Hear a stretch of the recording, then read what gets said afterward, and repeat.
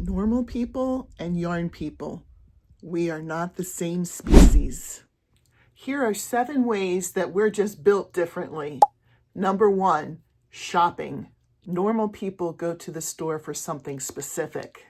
This pattern calls for exactly 1 yarn. But don't you want an extra one just in case? And what about this beautiful yarn here?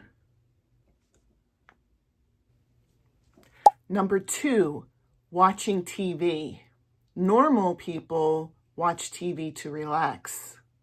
If a yarn person's hands are empty, something feels wrong. Number 3, blankets.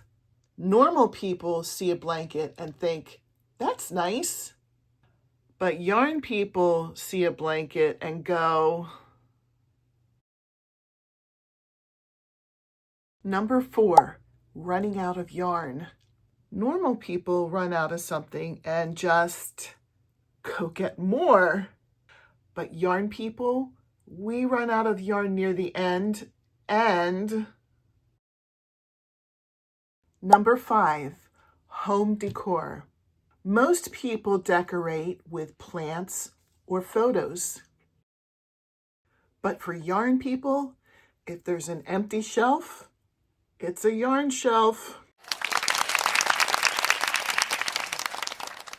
Number 6, vocabulary.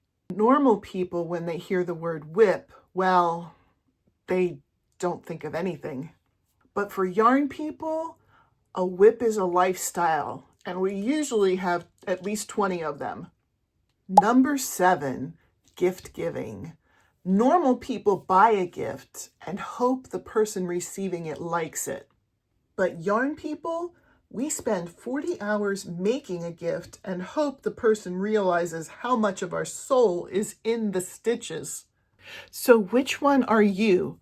Are you a normal person, or have you officially turned into a yarn person? Let me know in the comments which number hit you the hardest.